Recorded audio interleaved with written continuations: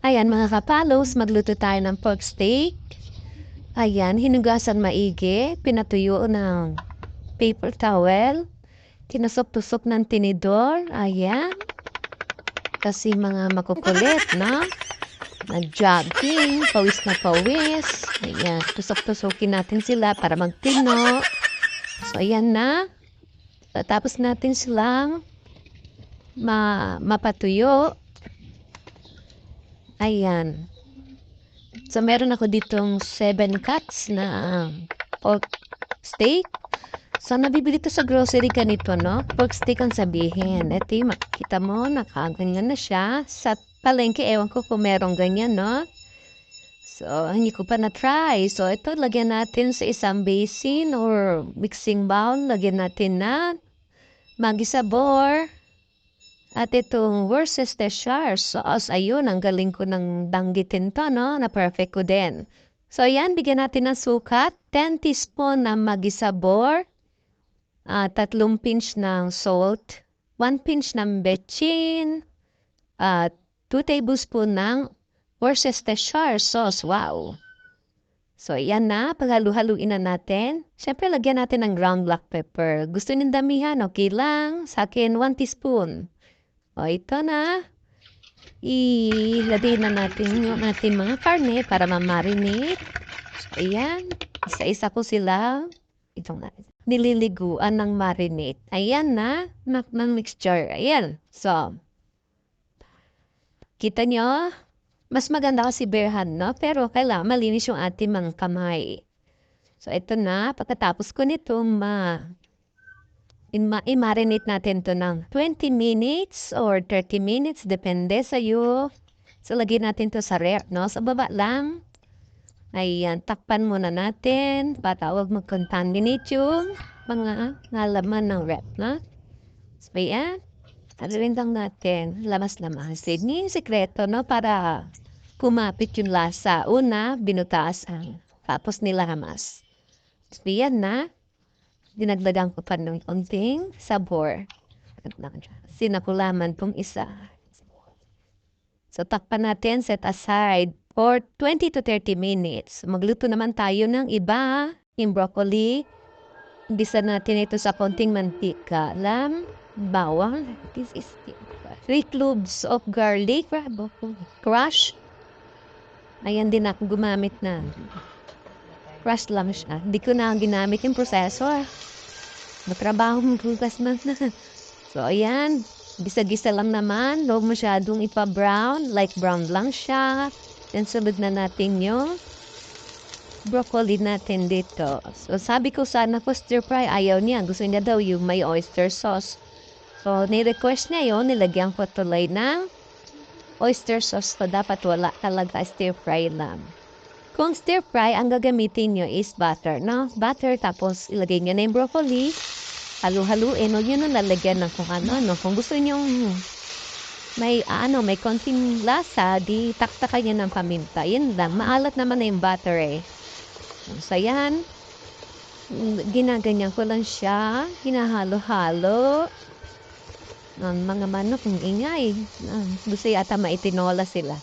So, yan, lagyan ng konting-konti lang na oyster sauce. So, para huwag kumapit sa kawali, yung oyster sauce, lagyan natin to ng konting tubig.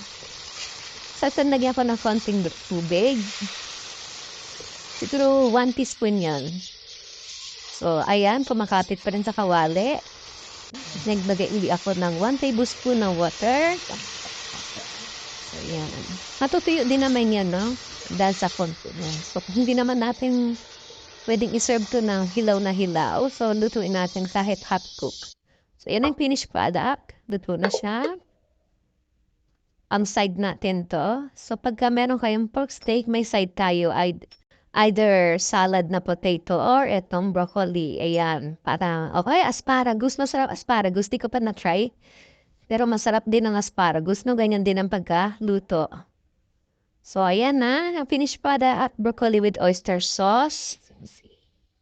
At ito naman susunod ay yung ating rice, kanin. So, meron akong lamig na kanin.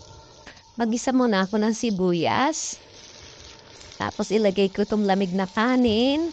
Ayan. Or, ang tawag dyan, bahaw. Yung sa Tagalog, bahaw yan no? So, ayan. Halu-haluin. So, para magkalasa, meron ako dito nilalagay. Ito yung bagong labas. Ginsa flavor mix na ang sinangag talaga to, liquid siya. So, may lasa tong wok, no? Para siya niluto sa wok pan. So, ayan. Gisa-gisa lang natin. Isangag natin. So, yan na yung finished product. So, ito na yung ating rice. O, pumula naman kayong sinangag. Pwede rin naman dito. So, ito, naggatan ako ng 3 gatan.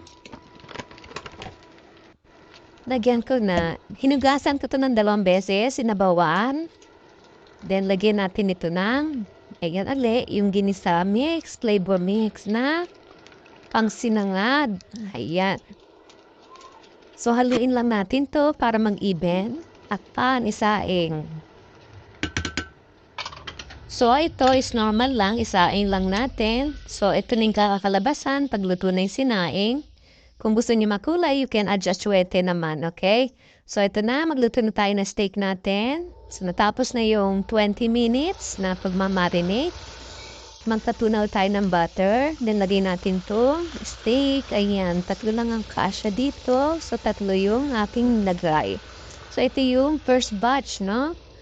Yan. So, itong steak natin is pot to, no? Kaya dapat tuluto. Huwag natin siserve to na dumudugo-dugo. Paano ko, hindi to pwede sa ganon. Pwede yun kung talagang steak na baka, no? Pero yung pork steak talaga kailangan luto, no? Be sure na luto talaga para makaiwas tayo sa mga parasitus. Ayan. So, ayan. Para safe tayo, lutuin natin maigi. So, hindi naman yan titigas, no? Huwag kayo mag-alala, hindi siya tumigas. Ayan. Malambot pa din yan. Bukod sa ating binugbog na sa pag tutusok-tusok, hindi na mas lamas natin. Tsaka malambot talaga ang pork steak, no? So, huwag kayo mag-alala, malambot siya. Serve natin to ng luto. Ito na yung finished product. Sarap, no? So, ginawaan ko to ng sauce. Yung pinaglutuan ko, nilagyan ko ng harina at beef cube. Konting beef cube. Ayun, harina. Yun na. Yung sauce niya. So, yan yung finished product. Sabi ko yung aking menu for today. Bye-bye! Thanks for watching. Please subscribe to my channel for more updates. Love you all. Bye.